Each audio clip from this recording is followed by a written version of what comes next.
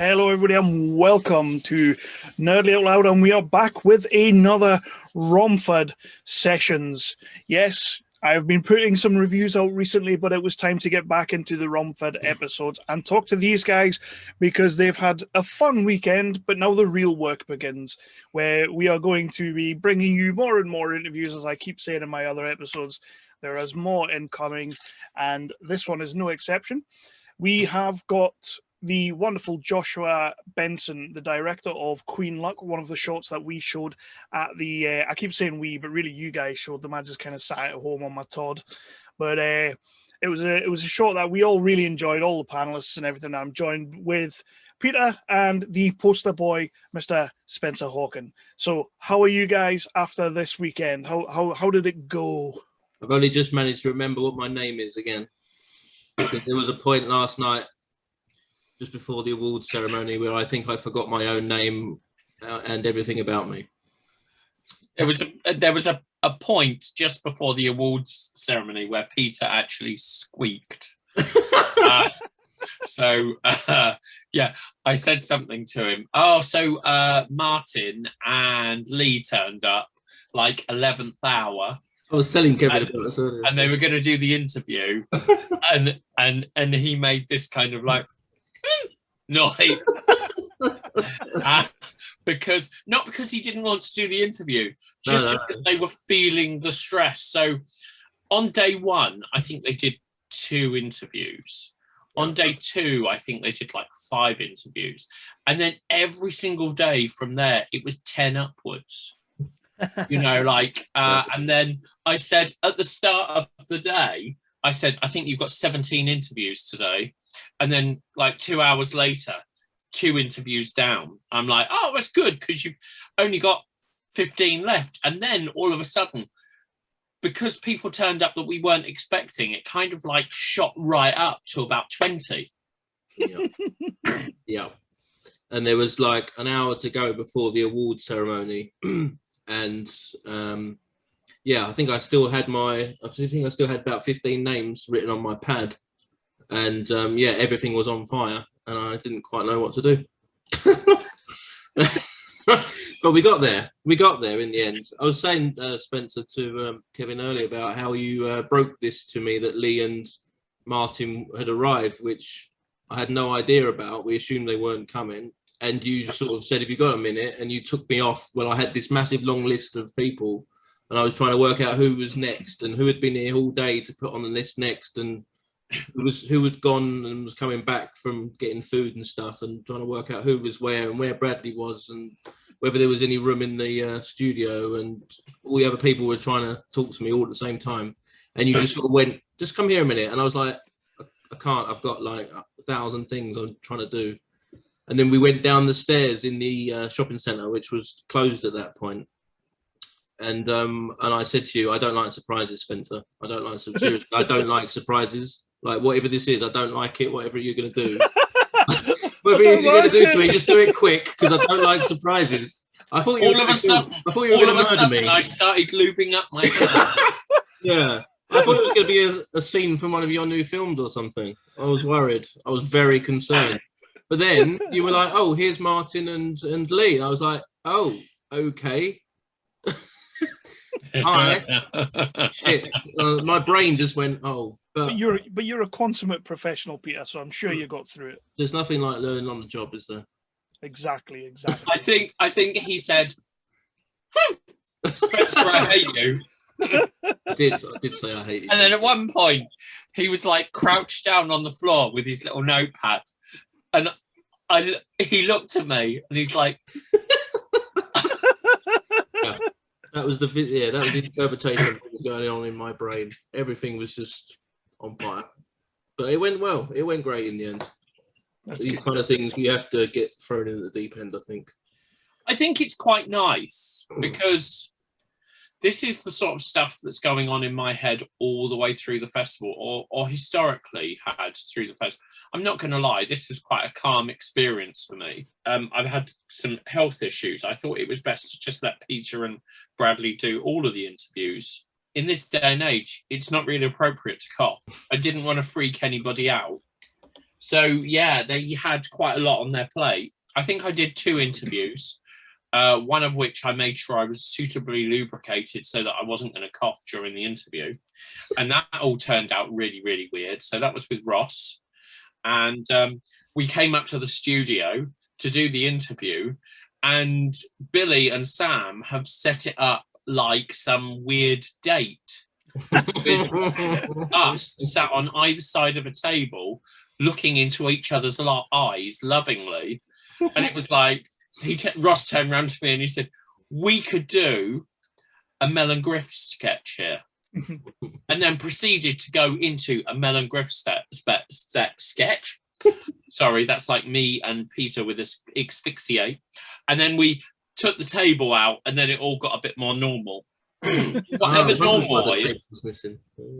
normal is when you put Ross and I in the same room together. I watched that the interview with Ross, and I really liked that interview. Ross is a character. Ross is an absolute character, but it kind of also felt like he was just trying to take the interview from you and just do it himself. Well, it was just so we just like, yeah, of course. We had this really funny start, and you know, like Niffy's there, and she's watching with the dog Rambo, and and you know, she's got her boyfriend and some weird bloke that she's never met before having some kind of weird couples date, but we were the only couple. So yeah, that was cool and fun and random, but then it wouldn't be Romford if it wasn't for random. Lots of random things happened, didn't it? Including, should we mention the flood? Yeah. A good avenue to talk about the flood? Let's talk about the flood. Because that was fun. What was the flood? Somebody tell me about this flood. Can I paint the picture? It's beautiful outside. It's sunny. It's warm. Stephen M. Smith rocks up, all kind of casual, very self-deprecating as he always is. Stephen always plays down his film. He's always like, oh yeah, you know, another film. But he knows this is a much better film. So we had this kind of casual conversation, and then people started arriving, and everything was nice. More and more people start arriving. The stars from the film start arriving. All good. Go in, introduce the film, explain how I came to know Stephen M. Smith live on stage, and he, of course, asked me for money. And then it's all good. Introduces his film. He sits down, and then while I'm on stage, my phone is frantically ringing, and then I noticed my radio was flashing. And I just turned my radio off. Yeah, phone's still ringing. Get off the stage, go outside and answer the phone. It's Natalie. And she's like, we need to shut downstairs. I'm like, okay. She said, is there some rain coming in? There's quite a lot of rain coming in. Okay, yeah, do that. I thought, I'll stroll on down there to have a look. Go down one level, and it is literally, I mean, so for those of you that don't know, and the majority of listening won't know, the Mercury is like where we have the festival, is like a wedding cake, big on the bottom, and then kind of like up. So level 1 and 2 are flooded. Like you come off the escalator straight into a swimming pool. So yeah, that was kind of weird. And so what actually happened is a tornado hit neighbouring town Barking, and that was the eye of the storm. And obviously everything that sits around the eye of the storm, frankly, gets annihilated. And that's what happened. Romford had massive floods. There was, you know, like you stepped out of the centre onto the street and you were like this deep in water. So yeah, it's just so bizarre. And then through one of the ceilings, we worked out 40,000 litres of water poured. So then, of course, this all happens. And then I became painfully aware that, you know, like, oh, the film's about to end. So go on in there, and then obviously have to reveal that no one can leave because the street's flooded. Stephen M. Smith has conjured up a demon with his film. And yeah, so it was bizarre, such a bizarre experience. And then the following morning, it was like everything was back to normal again. But the centre that we were in had £500,000 worth of damage. It is what it is. But yes, in future, Stephen M. Smith can keep his films. And I had to rush home because there was water coming through my ceiling in my flat as well, because I only live a mile away. So that was fun. I saw that as well. Yeah, and I So saw that was fun. actual tornado. Was that was there an actual tornado? Or was that photo shot? There was an actual tornado. That's mental. I mean, don't get me wrong. It's not as fancy as an American tornado, was it? It's still a tornado in Britain, It was just though. like a little tiny circle in the sky and some stuff flying around. I mean, it wasn't exciting tornado. It was just random tornado. I don't know. Meanwhile, Stephen's at home. Exciting. Peter's at home just chucking the bubble bath onto the wet patches as it's coming through. little bit of under the lather for Peter there. Very good. And you can't wait to see what's in his wardrobe. So that's like a bad thing that happened, but was there any really apart from obviously going down to the parking lot to be manhandled and then realize you have to interview people, which is probably even scarier, but apart from that, was there any really cool things that happened, like some awesome stuff you remember that happened, like good moments? The arrival of the James Payton, who, once you meet James Payton, you have met James Payton. Nice. And he's such a character, but a character in a good sense. You know, so many characters are characters in a bad sense. James Payton's just this lovely, cuddly kind of guy with a very unique kind of style about him. And he was all over the social media. He was on loads of people's Instagrams. He was on the Facebook, all over. The people who were really taking a chance to get to know him. And of course, everyone that loves Harry Potter was like... And because he loves to just sort of freak people out, he would get these people and kind of just sit down with them and just kind of look into their eyes and stare them out and really unsettle them, because these people really love this character, the Harry Potter character. But obviously they're discovering that they quite like James Payton. But then of course he does this I know that you are quite pleased to be talking to me, so I'm going to be incredibly creepy. So allow me to jump in for a quick hot second, because the portion of the episode where Spencer, Peter and I are sitting talking about the festival did go on for a little bit longer than I actually thought it was going to. So I'm stopping now. You are getting the first half now. We're going to go into the interview with Joshua Benson right now about his movie Queen Luck. Obviously Spencer turns up towards the end. He wasn't there for the start of the interview, but he does turn up towards the end. Remember, this was a movie that we all adored, and we just thought it was a great movie to show at the festival. So we're going to go into that interview now. But first of all, what I did realize was that we didn't really do the professional thing at the start of the episode and remind everybody that you need to like and subscribe to our channel. So you need to hit that like, hit that subscribe, and ding that bell, because the bell will give you a notification every time we drop a new episode. It's an easier way for you to find out when we have something out there, instead of me just turning up at your door, dinging the bell and letting you know. But that's all that amazing stuff right there. Obviously I stopped the festival talk at the start halfway through, so there is another section at the end of the interview. Please do hang around for that. The guys had a fantastic weekend and really, really good fest, and we're hearing nothing but good things from people. So please do come back for the end of the talk. But now you have got the interview with director Joshua Benson, a fantastic interview about a fantastic movie that I think people should be checking out. It's a short movie that I think everyone should be checking out when they get a chance. So yeah, I'm going to let that interview play now, and we will be back on the other side to finish off our festival talk. And I'll be back soon with more reviews and interviews and everything else. Just remember, Nerdly Out Loud, the official channel of nerdly.co.uk, your favourite British website full of your news, reviews and exclusive interviews. We cover everything from the big budget to the low budget to the no budget. And in this episode, we are covering short movie Queen Luck, Joshua Benson. Thank you, Peter.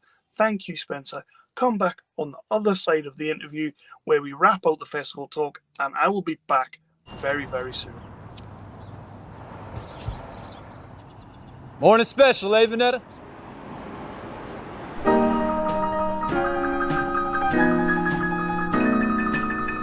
Oh, give me land and lots of land under starry skies. Don't fence me in.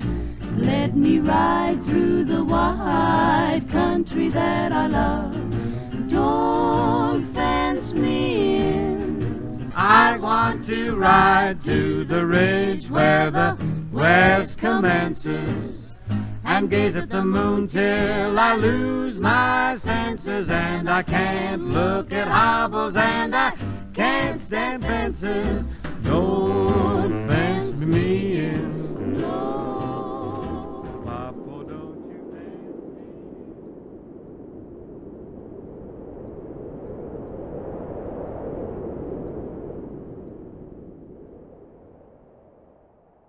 me. Nerdly Out Loud fame, I am joined by Peter Blunden, the beautiful Kaleidoscope guy, and Mr. Joshua Benson, director of Queen Luck, one of the movies that we showed this weekend at the festival and was up for numerous awards because it's a great little film, and we wanted to get him on and talk about it. So how are you tonight, Joshua? I'm doing all right. I'm sitting here in Los Angeles that is currently an inferno, but excited to be here and talking to you guys for a little bit. An inferno? What's going on over there? Have I missed something here? All right, that's okay then. That's okay. I mean, I put it in Celsius, man. 35 to 40 degree heat is not. That is not how you want to have your day at all. You know, from like 8 a.m. on, that's not good. Even though it looks like it's. I apologize for the lighting, but it's a bit more atmospheric perhaps than it should be for something like this. But yeah.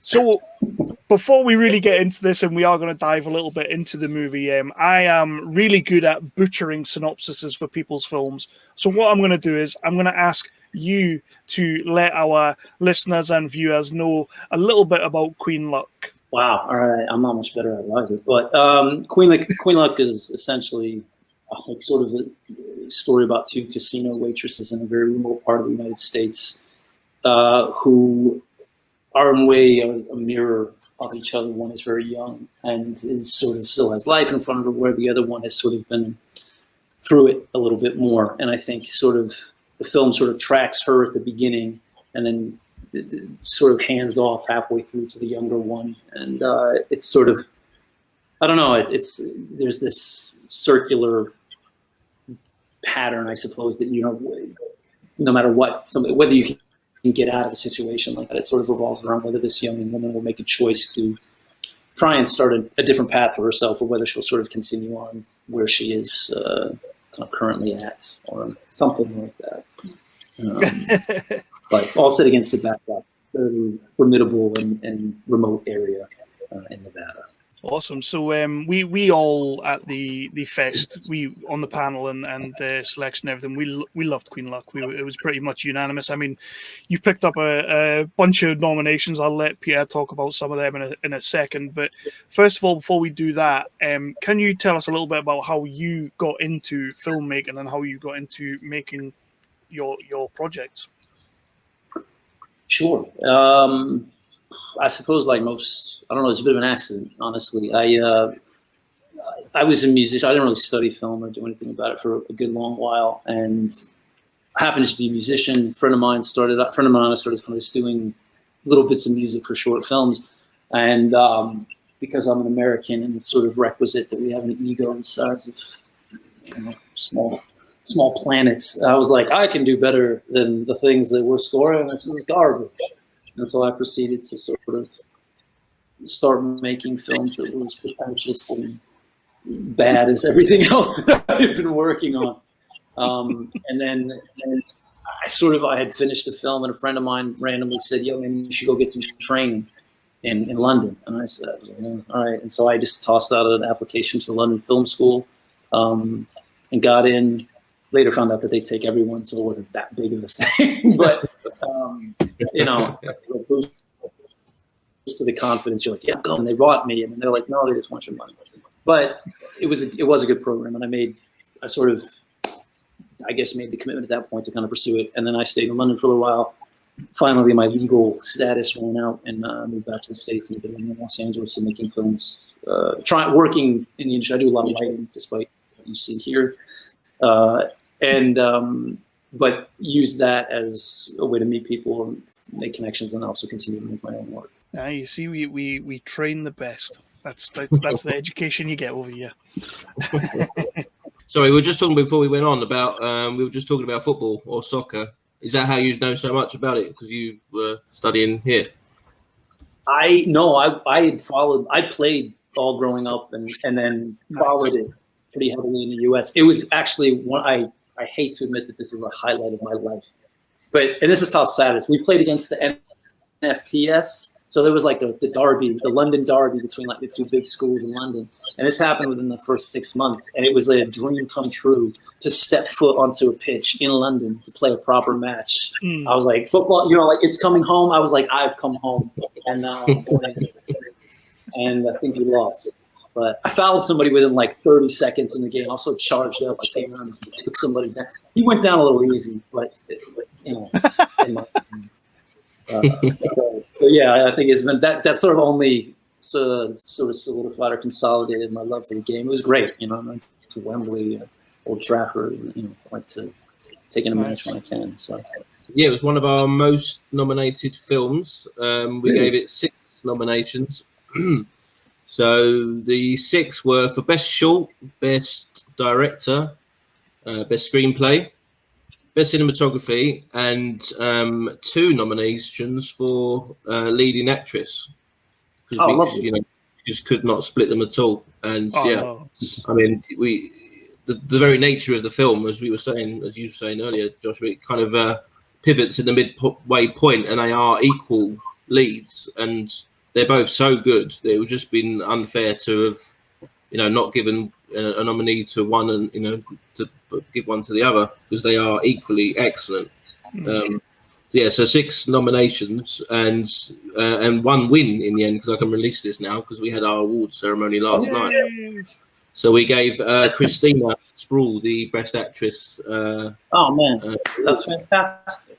What a way to learn about that. Thank you. That's really I'm actually thrilled to hear that. I mean, not so much for nominations, but I think they both of those women are fantastic in the film. Yeah. So, and Christina especially, she really gets underutilized here in Los Angeles. So I'm very happy to hear that. Thank you.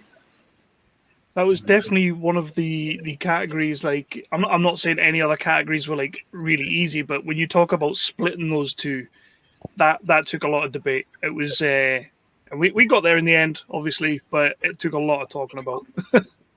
It certainly did, yeah. I mean, in terms of myself, I mean, this film reminded me of a lot of films I really like, and that was part of it. Obviously, the acting is great as well. The direction, the cinematography is absolutely stunning. It was just the all-round, it had everything of this film, and it also had time to sort of, it took its time, and I like films that do that. It was one of those very a very thoughtful piece, and it's that kind of, it's not fast paced, it's gentle, but there's a lot going on bubbling underneath the surface, and I really like films like that. I think a lot of people who like modern cinema would say, oh, it's one of those films where nothing happens, but it's absolutely not true at all. Everything happens. You just have to allow it to you have to open yourself to it, and there's so much that does happen with the subtlest little things, with the characters and the direction and the location, and how you used that and how you filmed it. I mean, it was one of my very, very favorite shorts. I mean, it was, it's not a secret. I think Thank you. I think it was my favorite personal short, and I can say that now. But I really, really, really loved it. Can I ask where you shot the film, first of all? Yes, we shot it in a town called Ely, Nevada, and Ely it's somewhat of a geographic odd. It's like 4.5 hours from north of Las Vegas, west of Salt Lake City, and then east of Reno, which are one of the 3 major areas. So there's nothing out there. There's a national park, and I had randomly known about the area, and I just drove through one time, and it's I think something like 9 months of the year it can be below freezing. So it was, it for me I did not to go off on a tangent here, but about the place. I mean, I much prefer making films about places rather than people. In that I think if you're a usual sort of, if it were a TV series or film or something, a lot of them will come and go like, well, there are all these people and they happen to inhabit this town. Where, as I feel for myself, whenever I'm sort of very much affected by the environment that I go to, or that I'm in, or that I experience, and so I think that sort of interaction between where you live and who you are, I mean, which shapes you more, and I tend to think that the place that you're in shapes you more than you shape, or your reflection of that in a way. So if you're going to tell a story like that, or set a film in an area, certainly in the American West, which has a lot of history, not great history, I'd rather sordid history. It's a little, you kind of want to feature that in a way, I mean, like you have these people. There's no reason on earth that you should live in even Nevada. I mean, there's a couple of brothels and a mining operation, legal brothels, I mind you, but that's about it, and I don't know, those things, I think if you start looking at them and they unravel, and I'm glad that you picked up on a lot of that stuff, Peter, because it is, I think it's a lot about what you show an audience, and sort of the location and the way that they're on, is sort of more subtle thing. I think probably the scene between the Rebecca and her ex or whatever, when they're just standing there trying to share a cigarette, there's, to me, something like that. I feel personally, when I watch the scene, that there's a lot going on that is not spoken. How much dialogue do you really need? You don't like each other. Okay. Well, I can have a huge row in the middle of the parking lot. They can just sit there and have this very awkward sort of interaction. But somehow I feel that's reflective of the place, and if that makes any sense. Yeah, it felt very natural, the dialogue and stuff, because I think there's a tendency in a lot of especially new films, to over dialogue, and people don't talk like that. If two people don't like each other, like you say, they don't stand there and have a massive long conversation. It just doesn't happen. You can tell the friction between them, and that's sort of enough. They might drop in one or two little things that you think, oh, okay, they've obviously got some kind of past, maybe they've got a kid together, something like that. But you don't need to go into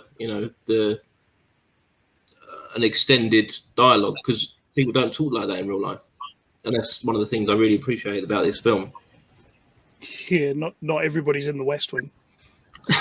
yeah. And there's a time and a place for the West Wing, but I like films that, as Joshua said, the landscape tells everything. Good. So yeah, I mean, modern cinema, I think a lot of it, and television, I think, has to be sort of included. And certainly in the U.S., I'm not sure that we care for movies that much anymore. Certainly by the people that are making them, but also that rather over reliance even in our films and our TV series on dialogue to convey a message. And I think in the films that I tend to gravitate towards, that doesn't happen as much. Not that I don't mind a good line of dialogue, but I feel like you can get a lot more out of action and using blocking and how characters relate to each other physically in order to transmit stuff that's probably a little more nuanced about their relationships, or even more noticeable. I mean, we constantly observe human behavior. If you're sitting on a train or a plane or whatever, you watch people watch.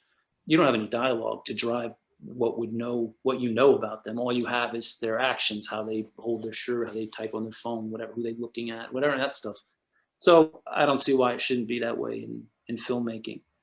And I think sometimes you get lucky. I think and we were talking a particular scene between Rebecca, one of the female leads, and her sort of ex, that he leaves the scene and flips this poker chip that he's supposed to, really he was supposed to catch it and be like, show it to her. But the wind caught it, or he dropped it. I can't remember which. He teed off on the door. The actor, Jeff, kicked the door, I think, out of frustration.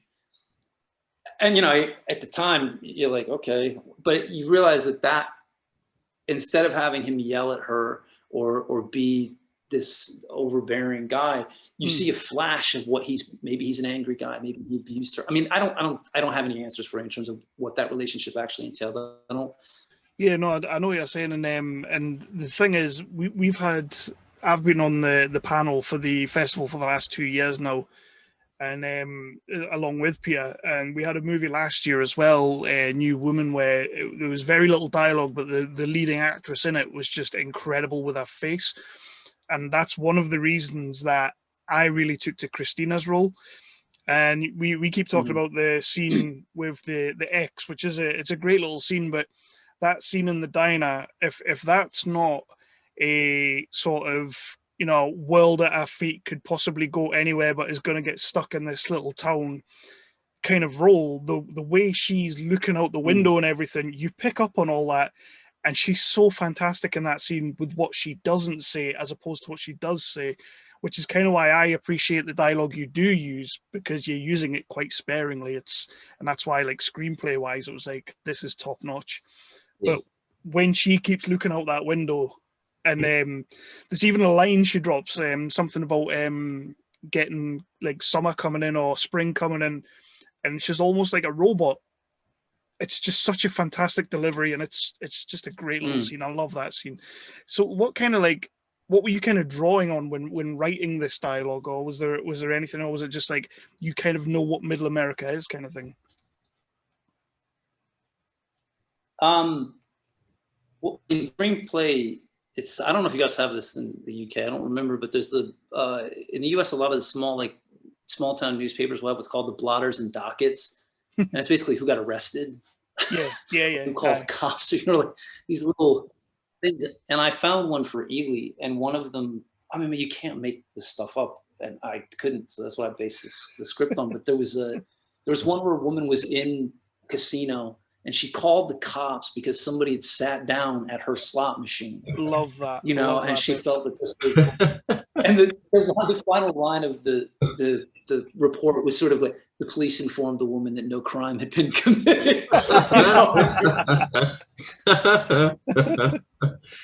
You know, that sort of was the seed of it. But I think, yeah, when you get to the specific to Middle America, but just sort of, there's a Robert Altman, Three Women. Do you know it? I fucking love that film. It's amazing. Yeah, amazing. Oh. It is.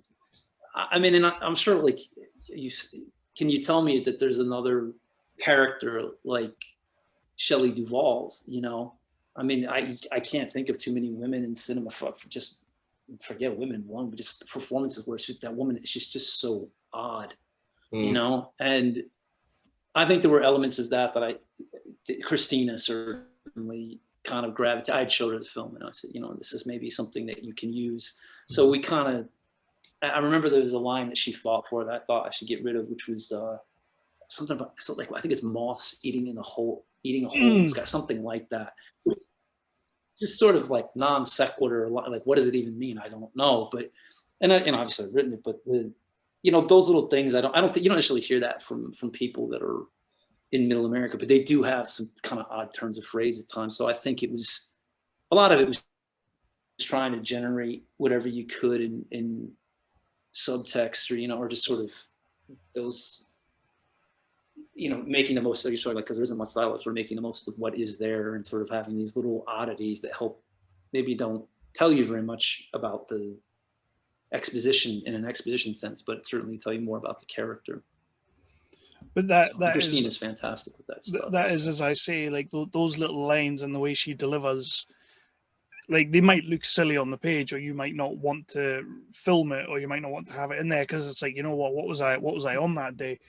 But when she delivers that line, it's just fantastic, and it's a lot to do with the way she's sort of staring out the window, or the way she's sort of, it doesn't seem like she's really dialed into the conversation. Just, yeah, I thought she was wonderful. They were both great, but she is wonderful. How did you come across Christina? Was it a case of you'd already worked with her before, or? Yeah, I got pulled on to, I was the gaffer for an independent feature that was shooting, like, in Northern California. I got pulled on last minute, and she was, I think it was like a grandfather, a mother, and a young, you know, teenage daughter, whatever. And she was playing the teenage daughter, and we just kind of struck it, you know, hit it off, and sort of, I'd had the idea for something like this. And then it was like, well, there are a lot of very talented actors out there, and it's, you know, you follow people's careers, and, you know, certainly looking at somebody like Christina, she looks very young, one, and two, her voice is rather high pitched, you know, which is, it might not sound like much, but it's kind of, sometimes people I don't know, LA, certainly Los Angeles, they're always looking for type, you know, like they don't want to have somebody play against type or play something that might be a little bit out of their zone. So for her, I was really happy to work on something like this because I don't think it's something she would usually get cast in based on her look and the way that she sort of, her voice comes off. Sometimes people would expect you to be like chewing gravel and smoking 75 cigarettes a day to get that bar, but I don't think it had to be that way, you know? No. Yeah, Three Women is one of my favourite Robert Altman films. He's one of my favourite filmmakers, and yeah, I really want to watch that film again now to see what kind of inspiration you took from it. Yeah, that's really interesting. There were some other films which I hope you'll take as a compliment. I really enjoyed Jeff Nichols' films. Oh yeah, very much. So things like Shotgun Stories and Mud, and yeah, those kind of films. And another film it reminded me of was Hello High Water, which came out about 4 years ago, maybe. It's that kind of, it's that middle America, small town, as you say, that, you know, it's the kind of place that people want to leave but never do. And yeah, I find that really heartbreaking in cinema and in literature. Those are the kind of some of the films that I thought of when I saw your film.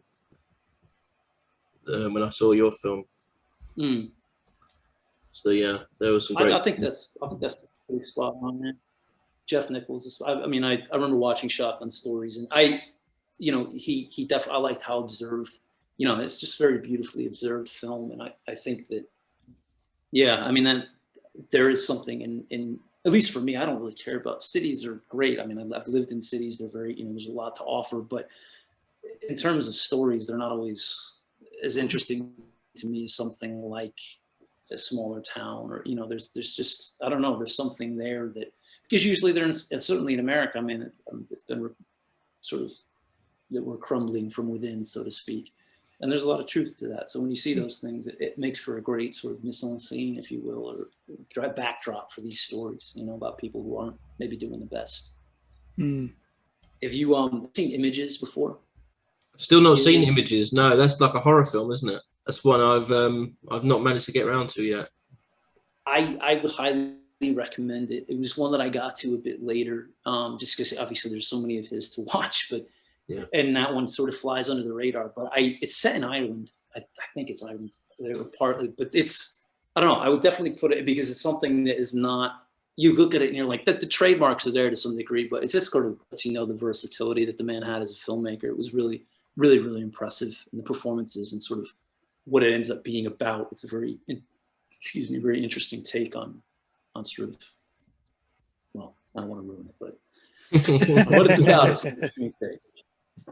It's definitely very high up on my list. Yeah, very high. So, going by your IMDb and whatnot, you've had quite a few different projects on the go, quite a few little shorts, but you look like you are making or have made a feature film called The Pilgrim. What can you tell us about this? Because this looks really interesting, if anything. Well, what can I tell you? Yes, no, I can tell you quite a bit. So it's sort of been just started to go out to the festival circuit. I actually will be in London to get the final mix done for it in the coming weeks. So that's pretty exciting. And yeah, it was actually something that I had written before Queen Luck. Queen Luck's actually quite old. I know it's playing here, but not quite. But it got finished in, I think, 2018 or something like that. But we, for whatever reason, didn't kind of really put it out there. And, you know, sometimes some festivals have limits on when you can release stuff and all that. So that it just felt like now was the right time to kind of send it out there. But with The Pilgrim, that happened before. And it's another story that kind of revolves around, bounce between London and the American West. And, you know, I would say in a lot of ways, it's an extension of Queen Luck. Not necessarily in the visual style of it. I mean, I think Queen Luck is a lot more staid and much more reflective and observant, and The Pilgrim at times is much more kinetic. I mean, there are elements of that sort of style of filmmaking that are present from Queen Luck that's in The Pilgrim as well. But yeah, it was a project that came together around, you know, I mean, we did it for no money, but sort of when you very lucky, you know, I mean, we were able to use things independent producing, you kind of have to figure out what can help you, right? And so we shot at stuff like, we'll shoot at a rodeo, we'll shoot at a county fair. And it's going to look pretty beautiful because you've got your same cinematographer from Queen Luck. So there you go. Pilgrim's the third film that we've done together. And we were fortunate enough that one of my friends from film school had taken up as a Steadicam operator. And so he was able to come over, and we were able to kind of add that to our vernacular, which was good. It kind of helped us expand a little bit on what we've done in Queen, because Queen Luck is sort of, there's camera movement, but it's not in the sense of, a lot of it's more locked off, or using pans and zooms and stuff like that. But I don't know. I will say that I think in the end, I think we got there. I think the film came together pretty well, and I'm actually very excited and curious to see what people make of it. I hope to get in front of an audience, a festival audience, or whatever the case may be, because it's a film that's made for a cinema. That's really the bottom line. I want to make films that people go sit down and be like, oh yeah, all right. Yeah. Sound's coming at you from every angle, and there's a big image on the screen. I think that's the heart of cinema for me. So we're happy that we're all getting back to sort of getting back to the cinema then. We have, Spencer's now joined the room now. He's just joined in. Spencer is the founder of the Romford Film Festival, where we showed Queen Luck. Do you have anything else, Peter? You would. There's your award. There's your award. He only just found out about it this evening. That's amazing. And there it is. So yeah, I'll be in touch to get that in the post, and then you can forward that on or whatever. But well done. Thank you very much. Thank you for letting us show your film. It was epic.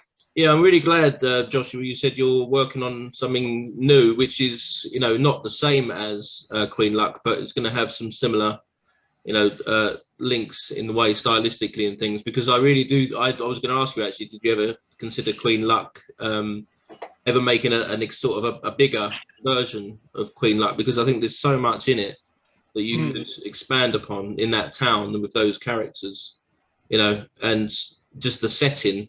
To me, it felt like a small part of something that could be really big, but it also works perfectly as a short as well. I think that's the beauty of the writing. It's more of a statement than a question, wasn't it? I've just realised. But yeah, did you ever consider maybe writing a longer version of Queen Luck? The first thing I'll say is that anytime I have shorts that I've made, people have said that at least the short that I made for my graduation thing or whatever, and then this Queen Luck, both people sort of said that it does feel like the middle of something. And the nice thing also about The Pilgrim is that it is like Rebecca, the one that plays Vanetta, features in it. Her boyfriend is actually the lead in it, and also introducing some elements of comedy, because I like sort of dry humor from a lot of the new sort of new American cinema from the 70s and stuff like that. I always felt that they did a great job of balancing rather serious topics with also this sort of dry sense of humor that they're just kind of, California Split, another Altman film. It's like, you get to the end and George Siegel, you're just like, oh my God, what this guy's gone through. But there's so many funny moments along the way that you kind of can't, when they go up to they play the police detectives and go into the place. The mayor is there, whomever it is, cross-dressed, it's just funny things. So I do think that I would like to revisit Queen, or certainly that area, and then the idea of expanding upon it. And I think there are a few other storylines that I have sort of ready to go to help make it a bigger thing. I kind of want to do it as an ensemble piece if I were to do it something longer. So hopefully that will happen next. I definitely feel like there's a bigger story to be told with the lady with the quarters. That's a character that needs explored. He's very angry. Yeah, very, very annoyed. I always love too. The guy just gives up the machine. He's like, "Oh yeah, sure, okay," and he goes over. Those were local actors. Sometimes you get better performances out of people like that than if you were to bring in, somebody from out of town. So I just want to thank you again, and I'm sure Spencer does, and Peter as well, for A, coming on the show, but B, letting us show Queen Luck at the festival, because it was one of those ones that, you see how many awards that we nominated it for, and it was a great short to show, and it's one of the ones that I enjoyed because it was dialogue, but it was sparse dialogue, and that's really what I like to sink my teeth into. I hope when you do come over, you get to the stadium to watch a game, because we're obviously going to be playing in it, and it'll be great to speak to you again. And I'll definitely be looking out to see what else you've got going. But before we let you go, I always like to put our guests on the spot and ask them to tell people why they should see Queen Luck. I think they should take a look at it because it sort of opens an eye to maybe sort of people that don't find themselves on screen very frequently, and sort of give you a feel for the characters, not just archetypes or like, oh, the poor so and so. So I think it's I do think it's an immersive experience if you see it in the cinema. So the imagery will take you there, and certainly the sound. You'll get a little taste of what it's like to live in northern Nevada, and I think sometimes it's good to step out of your own shoes and see what life's like for other folks. Awesome. And, Spencer, do you want to throw your Desert Island in? Or, I mean, Joshua's already given us like about 20 films he loves, but do you want to? Yeah, I mean, why not? Joshua, you're on a desert island. Yes. You can take 5 films with you. What will you take? That's the 5 films you have to watch the rest of your life. I probably can knock this out pretty fast, believe it or not. Oh, nice. Lawrence of Arabia.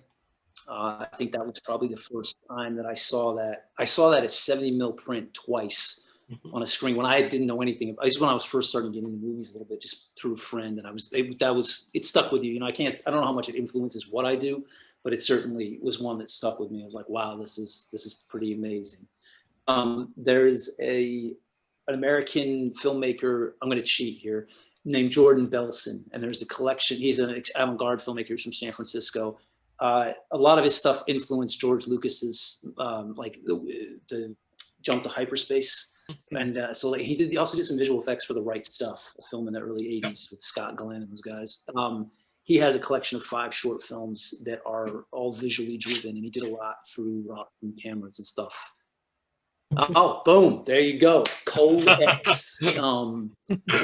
So I would say a collection of 5 short films. Daybake Express, which is a D.A. Pennebaker short film that I quite enjoy. Rising Sun with Wesley Snipes and Sean Connery, because for some reason I can watch that movie anytime. I don't know why, but I really enjoy it. And then it's got to be one from the Maestro, probably The Passenger by Antonio. Oh, I mean, not that I'm showing off, but I mean, Spencer, you have every. I've got one of them as well. A big deal. Between the 3 of you, like, I'm looking at the movie collection. You should have all of them. So I've also got. oh, go on. Don't have it. I'd be disappointed. Here he comes. Well, this is what we were talking about earlier. Free Women. This is the Greek version because there wasn't a Region 2 version. This is the only one. I think there is a new one now, which I'm going to have to get. But I had to buy. I had to get a Greek version. So yeah. Yeah, Criterion. Get that. It's much better. I need to. I might watch this tonight now. I mean, I can one up all of you. I got Bugsy Malone. I mean, I'm not feeling the love for Bugsy Malone right now. Right, so Alan Parker. So we're going to wrap this out. Again, Joshua, it's been absolutely fantastic. And again, Spencer, that's one more interview where nobody has said Lethal Weapon in their Desert Island discs, Desert Island films. Lethal Weapon 2 should always be on that list, and nobody said it yet. But Josh, this has been absolutely fantastic. Thank you again for letting us show the movie, and I'll let the guys say their goodbyes, and then we'll wrap out there. Thank you very much, Joshua. Thank you. Really appreciate it. Yeah. I mean, as I said earlier, I think it was my favourite short. I absolutely adored it. So yeah, thank you for making the film. Thank you for submitting it, and yeah, I really look forward to seeing whatever you make in the future. Thanks, guys. No, I mean, and honestly, it's really me that should be thanking you, because I'm really thrilled that you selected it and that that you took to it. I mean, I certainly know it's not a film for everyone, and not everything I make is a film for everyone. But it's really lovely to hear that the film landed with you guys, and I appreciate it, and hopefully you'll like the next one too. I'm definitely looking forward to that. When you sent me the trailer, yeah, you've got my interest already. Filmmakers who made really great films, but were also really, really nice people, and people who I really enjoyed talking to, and lovely, lovely people, and who really, really supported the festival. I actually made a list of them, if I can read some of them out, because I'd like to give a shout out to a couple of them. Of course you can.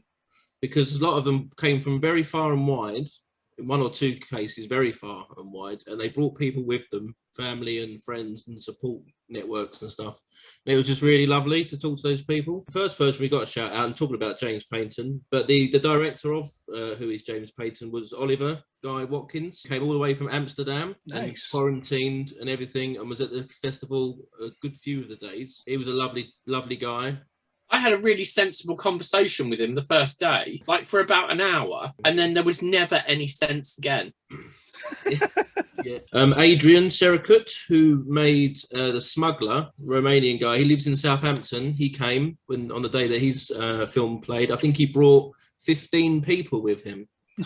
Nice. And they were his immediate family and some Romanian friends that he has in London. So they all came. What a lovely guy. Really, really lovely guy. I really enjoyed the interview with him. Really, really fascinating story, like with his life as well as a filmmaker. He wanted to be a filmmaker at 18, and personal circumstances meant that he couldn't go to film school, and he basically came back to it 20 years later, and that's what he's doing. And that was his first film, The Smuggler, which is astonishing, absolutely astonishing. And he was going to come back for the awards last night, but his car broke down on the M25 on the way here. Sally Consello, who made Fargate, she came down from Sheffield for the day, so that was amazing. Alicia Hodson, who made Exotic Extinction, the documentary, she came from Bristol for the day, and she brought her family with her, who are local as well. That was nice. And Lee Hunter, I guess, Lee Hunter and Martin Delaney, who changed their plans at the last minute. That was really great. So those little stories. That was my takeaway from this weekend, and obviously all the people that come every year as well. We should also mention we all, we see the same. Tony Wiseman, Singh, Dave Bristow, and Paula, Roland. All those people we see every year. It's always great to see those people. That's awesome, man, and it's great to hear that people who are diehard Romford Fest guys, like they'll come every time, and it's great to hear that they're still coming, even in this time that we're hopefully coming out of the crap, and things are getting a little bit better. But it's the appreciation as well. Yeah. It's the appreciation of what you've done. Yeah. So, like, to me, I put on a film festival. I'm not putting the film festival on for the people that come. I'm putting the film festival on for me. Like, I want a film festival. You get these people that turn up and they're like really nice about it, So Singh bought us, he bought us all samosas on Sunday morning. So Peter rocks up with his vegan sausage rolls, and then Singh rocks up with these vegetarian samosas. I mean, this is what it's like. This is what's happened. And then the general appreciation. Tony Wiseman gave me a card, and it was like, "Oh, thank you for everything you do." I'm not sure what I've done. I appreciate the thanks. Just those nice things. It's just really, really good to just hang out with people, whether they're a filmmaker or they're not a filmmaker, and just like have those conversations with people. And for a short period of time, we were able to forget that there was a pandemic outside, and life was just like normal. I'm sure, if I'm honest, that there were some COVID rules that were broken. But listen, if Matt Hancock can break them multiple times, why can't we? And I think there was some really good bonding there. Just amazing. Some lovely, lovely people. And you do understand that, there are some really phenomenally pleasant, nice filmmakers out there who are doing this for genuine reasons. They're not doing it for fame or fortune. They're doing it because they have a dream and they want to follow it. And that is the way that you are a filmmaker rather than someone that's just there to try and take a quick buck. So, in your guys' opinion, you screened over 200 movies and shorts and features and whatnot. What do you think got the best sort of audience reaction? Well, election night went down a storm. General response was that last 30 minutes was so bloody. And I think there's that point in election night where it goes from being kind of like drama into a fully blown thriller. It's a, excuse me, it just gets really unpleasant at the end, and that's lovely. And the short film showcases, several of those got a really good laugh, a really good, engagement and good positive response. And there was one that we were like, my mind is blown because we've just obviously had 5 days, but there was like one film and it was on quite late and everyone just came out so happy. Can you remember what that was, Peter? Do you remember which night it was? Oh, it was Fargate. It was Fargate. It was Fargate. So we put together this really kind of sturdy, robust drama thriller section that was really, really hard hitting all the way through. And it's like, I think probably when they got to about the 8th film, there was like, oh my goodness, this is relentless. And then all of a sudden there was Fargate. And Fargate is already a really good short film. Yeah. But then imagine seeing that after a selection of quite grim films or films that have a very important message that isn't very nice. And then you come into Fargate and it's just like, oh, well, and that people really appreciated that. And almost everybody I spoke to after Fargate was like, this is really, really good. Autumn Never Dies, people. We need to tell you. Autumn Never Dies was great. It was really, really great. But I'm not entirely sure that everyone saw the love that Peter and I saw. There was definitely some enjoyment there, and there were definitely some giggles. But I think Peter and I are in a unique world, potentially on our own there. So, please, Autumn Never Dies, people, don't think your film wasn't appreciated. But I think when you've got Peter and I just giggling away like schoolboys at every single aspect of the film, and all the stuff that we forgot, like the things that we forgot. I mean, like even the film within the film. Oh yeah. And then which completely escaped me, and I'm laughing away, but I'm laughing away within like 3 foot from someone who didn't like crack a smile at any point. I'm just like, I'm laughing like a fool, like a proper fool. This is hysterical. And then I'm just like, oh.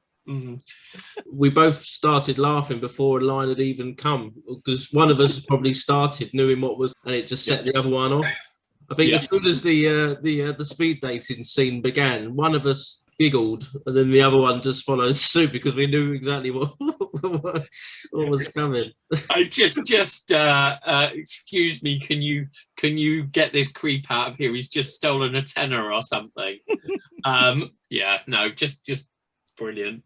Absolutely brilliant. There was lots of nice words about gesture as well, wasn't there? Because a lot of people saw that because it was on the opening night. Everyone loved that, and we all knew, didn't we, that everyone would love it. And they all said exactly the same thing that we said on the episode when we did the interview. Everyone will like this because nothing bad happens, and it's so lovely. I am an electric lampshade.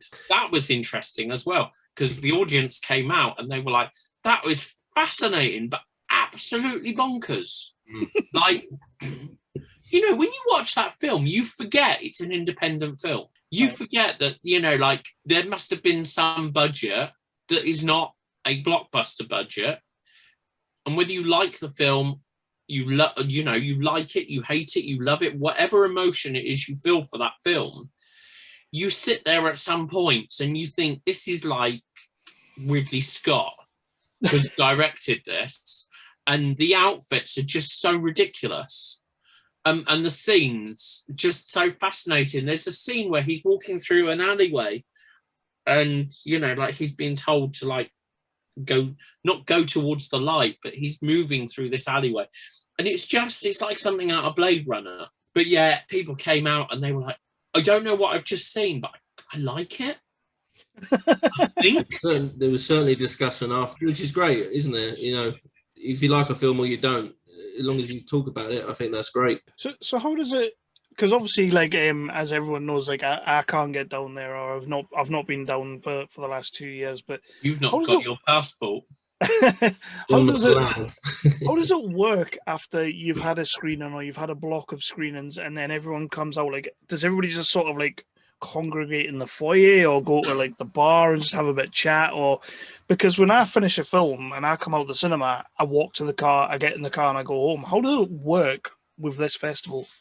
Scatter and then reconvene, or come out, have a little chat, go and get some alcohol or some food, and then come back. It's very no two things are the same. Obviously the space is quite restrictive in the cinema, but people kind of go outside and hang out by the red carpet and chat around the escalators and whatever, or like Peter or Bradley kind of ferret in and take the filmmaker away for their interview. But yeah, it's just quite a mix. And then, like those that are kind of like, oh, I don't know what I'm doing now, we sort of have a chat to and tell them what's coming up next, But yeah, it varies every time. And then there's always like the booze crowd who come out, and then it's like, oh yeah, there are some more films on, but actually we're going to the pub. Election night and Nicole Pott, especially Nicole Pott. Nicole's not disappearing for the booze. Yeah, she's like, I'm just off to. She's like, is the bowl that place we went to last year? Yes. Okay. So, is there anything else you kind of want to mention from this weekend? Anything that you a highlight or a low light, or anything that sort of sticks out? I think in terms of highlights, this weird thing happens with the Romford Film Festival. It's the start is always quite underwhelming. It's always a bit like, there's only three. We've got like 2 or 3 screens on, and it's like, there's only 3 people in that screen. But then it builds and builds and builds. So how much it starts low level, it builds and builds and builds, and then before it gets to the end, it's like, oh my god, if only we could achieve this for the full 5 days. This vibe, this feel, and everyone's jollier and jollier as it goes on. And these people that have come, whether they're a filmmaker or otherwise, and they're here for the whole festival or a chunk of the festival, you've got to know them. They're like people that are in your family. These are like people that you're hanging out with all the time. They're like your best friends all of a sudden. And that's great. The vibe is very, very good towards the end. We just need to work on, as a festival, how we get that vibe right from the start. Get people drunk from the beginning, I think it might be the answer. You what? Get people drunk from the very start. Yeah, 10 a.m. Thursday morning. The bar open. I mean, vodka pints. As someone who lives up north, that's not a bad idea, by the way. Right, guys. Sounds like you've had an absolutely amazing weekend, and it's another case of me kind of just wishing that I was there. I am going to make a massive concerted effort to get down there next year, because I need to, A, meet you guys in person, and B, kind of just, pull my finger out and actually do some work. You can come and stay at the Hawken household. Natalie and I will gladly have you in our spare room now that we have one, because... I thought you were going to say move out for a couple of days. Yeah, no. No excuses now. No excuses. Yeah, I mean, there are spare rooms. Now we're about to move. The spare room isn't a DVD library. Are we able to turn one of them into the studio? Because it needs to be there for me to feel at home. That's the thing. Well, I've got a kind of plan for the garage. Nice. Because obviously I don't drive, because I fall asleep at the wheel. So we're going to turn the garage into a cinema room, studio type room, very nice DVD place.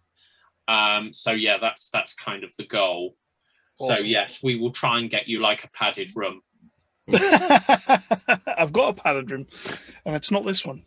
Mhm. So, guys, I'm going to let you go. Thanks again for jumping on to talk about the weekend. It just kind of makes me realize how much I was missing. I mean, not that Peter actually made that any easier by sitting watching Autumn Never Dies and then sending me a picture of the cinema screen. That was annoying, but you know, I let him off. Mhm. Is there anything that you want to say about this weekend or going forward, Spencer? I'm assuming you're already thinking about 2022, is it? Yeah, 2022. Well, obviously, we have a new year of 2 new festivals. Well, 2 more festivals, but obviously one of which is new. So Romford Horror will return in February. And then hopefully, if everything works correctly, Romford Film Festival will return to its proper place, which is the second bank holiday of May, where, you know, everyone gets that extra day to enjoy, and it just flows better. So yeah, really looking forward to that. And yeah, I think a little bit of better scheduling, a little bit of better planning, some slightly different concepts, because we had a few films, not mentioning any names, but we had a few films that showed that the filmmakers hadn't told the cast that their film was being screened as part of the festival, and they were messaging me frantically trying to see their film, but their film had actually been shown the day before. And it's like, oh, you know, we need to actually be communicating to not just the director, but to all the people involved in the film, so that they know when they can go and see their face on the big screen. Yeah, definitely. And of course, Romford Sci-Fi. Do we have a date for that yet? I think the Romford Sci-Fi, you have to wait until year 10. Oh no. Because, you know, like year 5, we gave you an extra festival. So it's only apt that we wait till year 10 to bring you an extra festival. Okay. I'll bite my tongue on that one for a minute then. I'm pushing hard for a Sex Squid festival, because I think that's what Romford needs, and that's what Romford demands. I'm going to wrap this out now. We're going to go. This has been Nerdly, and this has been another episode of the Romford Sessions. We have plenty more incoming. The guys don't know it yet, but I've already lined up quite a few more. So we will be continuing. The festival may be over, but we will continue to promote the movies we showed this year, and we will continue to, I mean, people have already started submitting for next year, so we'll be starting to promote them as well, and get more creators on to talk about their passion projects, because it's a bit of a family, and we want to continue that mantra, I guess. If you guys just want to say your goodbyes, and then I will wrap it out. I can't believe you said we're going to do more of these, because I was looking forward to not seeing Spencer for a little while. Nah, that's not happening. You don't have to be involved, Peter. I mean, you keep saying you're going to give me the shitty jobs, so. I mean, Peter, you can always remove yourself. See, Spencer knows where the talent is.